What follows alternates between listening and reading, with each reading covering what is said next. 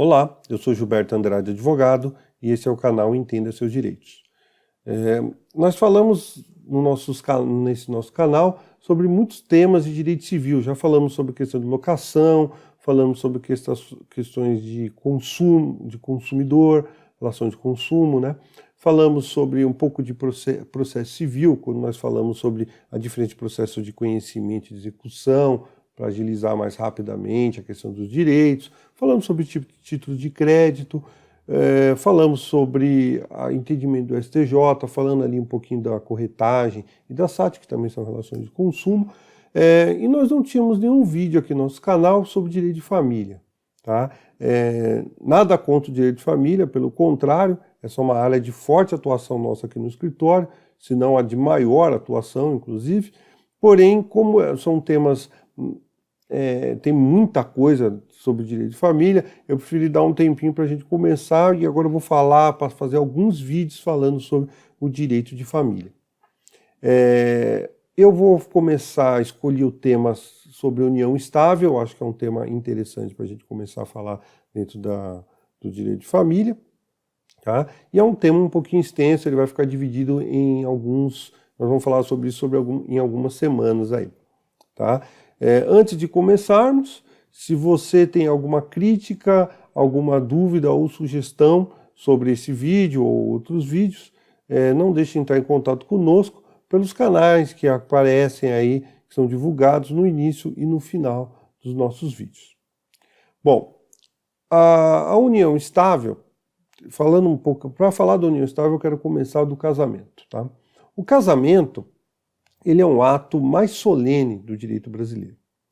Por isso, dentro da ideia aqui do nosso canal, ele acaba não criando muitas dificuldades para a gente.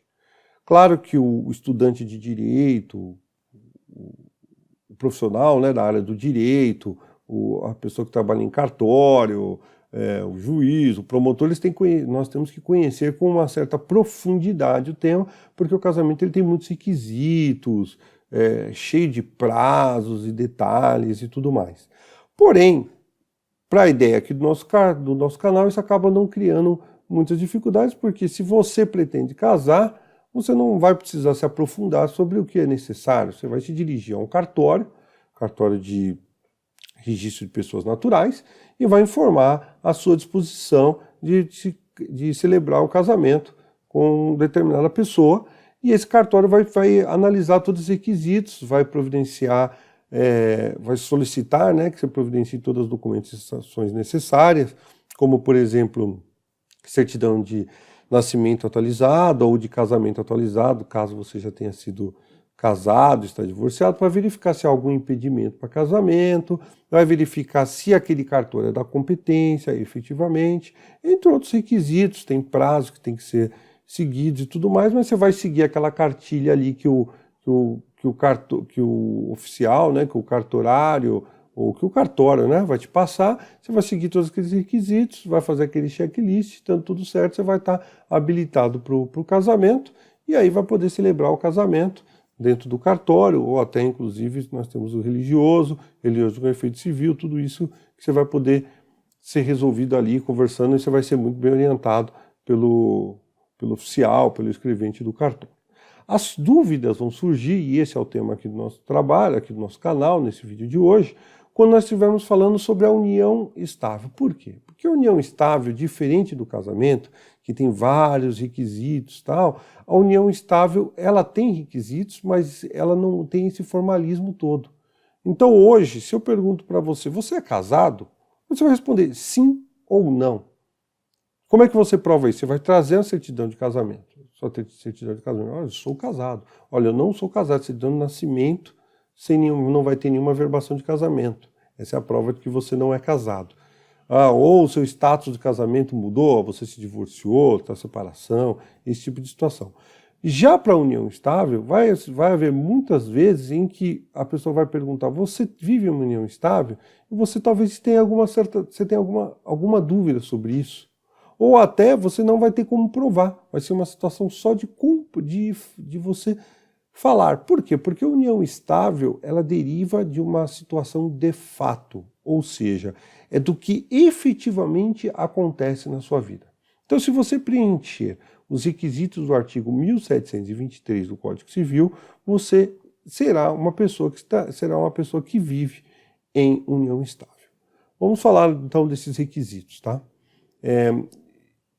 O primeiro requisito que a lei coloca é a publicidade, tá? Então é a convivência pública.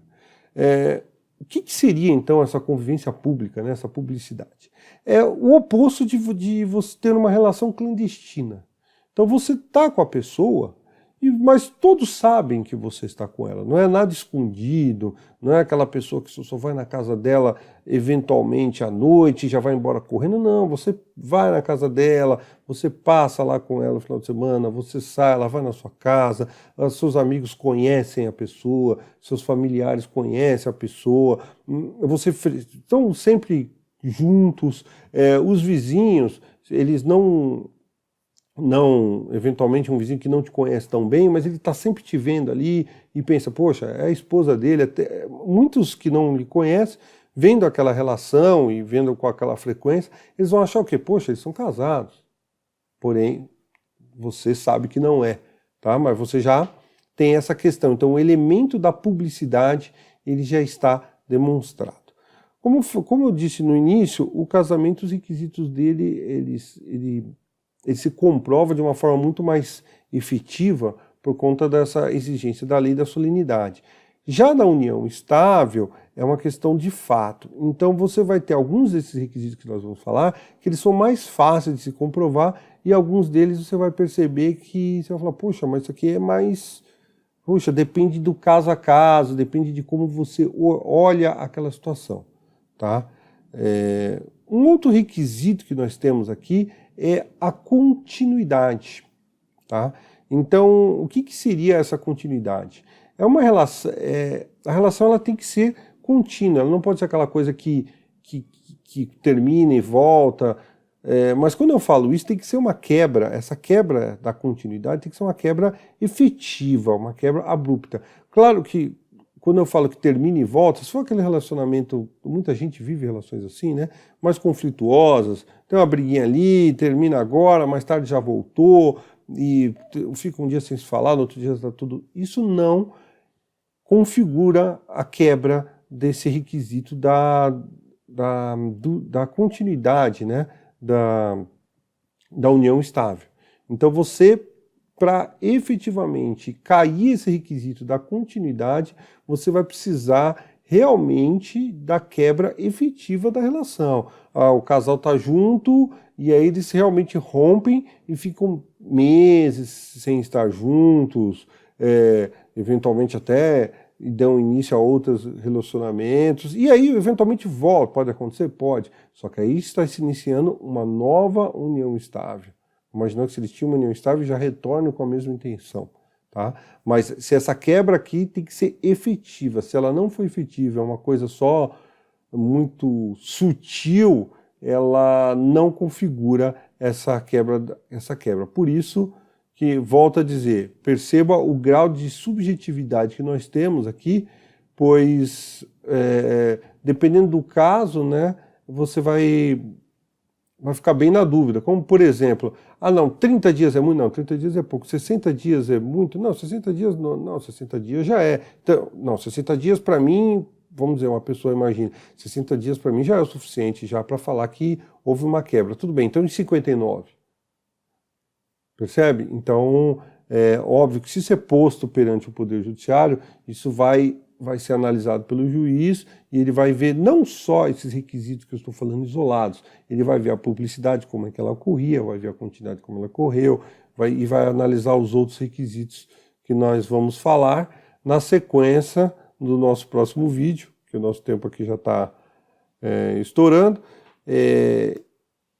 Então, aguardo vocês na nossa próxima semana para que vocês vejam aí os 3 requisitos que faltam para a configuração efetiva da união estável, e posteriormente nós vamos falar sobre efeitos patrimoniais, efeitos pessoais também da união estável.